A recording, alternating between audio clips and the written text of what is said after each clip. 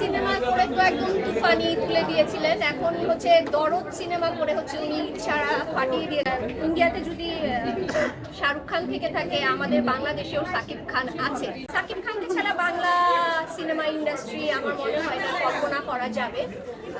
অনেক বড় একটা সময় ধরে কিন্তু উনি বাংলা সিনেমায় লিড করে আসছেন এবং খুব কম অ্যাক্টর্স, আমার খুব কম বলতে গেলে কি আমার মনে হয় বাংলাদেশে আর দ্বিতীয় আরেকটা অ্যাক্টর্স মতো এরকম লিড এখনো কেউ করতে পারেন এবং আমার মনে হয় আরো চালিয়ে যাবে।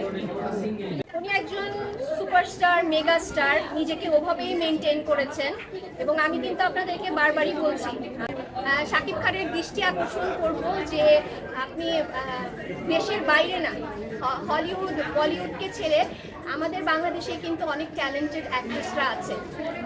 প্লিজ আপনি ওনাদের সাথে কাজ করেন, ওনাদের সাথে কাজ করে আমাদেরকে বেস্ট বেস্ট কাজ উপহার দেন। আমরা আমাদের দেশের অ্যাক্টর্স আপনার সাথে দেখেছি। আমাদের ট্রেজার দেখা হয়েছে, অবশ্যই ট্রেজার দেখে বাট আমি আশাবাদী যে তুফানের মতোই দরদও যেন এগিয়ে যায়। উনি কিন্তু প্রতিটা ফিল্মে নিজেকে কিন্তু একটা নতুন রূপে নিয়ে আসে, নতুন রূপে নিজেকে প্রেজেন্ট করে, নিউ লুকে আসে। যেমন এর আগে আমরা প্রিয়তমা ছবি দেখেছিলাম, ওখানে ওনার চুলগুলো বড় বড় ছিল।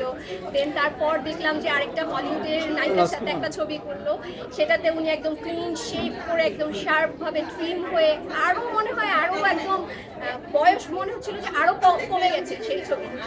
আর এখন দরদ সিনেমাতে তুফানের মধ্যে যেটা তাকে দেখেছি, তুফানে তো আমার তাকে পুরো একদম আমাদের বাংলাদেশে বারবার বলছি উনি আমাদের বাংলাদেশের শাহরুখ খান। আমার কাছে ওনাকে বাস আমি ওনাকে একটা কথাই বলবো, উনি আমাদের বাংলাদেশের শাহরুখ খান। শাহরুখ খান যেভাবে ইন্ডিয়ায় যেই পর্যায়ে চলে গিয়েছে, ওনার যেরকম ভক্ত, আমার মনে হয় বাংলাদেশ হিসাবে উনি পারফেক্ট। সবচেয়ে বেশি ভালো লেগেছে হচ্ছে যেই অ্যাক্ট্রেসের সাথে উনি ইন্ডিয়ান অ্যাক্ট্রেসের সাথে কাজ করেছেন, ওই অ্যাক্ট্রেসের সাথে ওনার যে কেমিস্ট্রিটা, আমার সেটা খুব ভালো লেগেছে। আমার মনে হয় শাকিব খান আরও লম্বা সময় এই জায়গাটা লিড করে যাবে, এই জায়গাটা কেউ নিতে পারবে না। আর তারপর যদি কেউ আশা থাকে, আমার মনে হয় আরিফিন নিশো, আরিফিন রুমি, তারপর সাইম, এরা আছেন।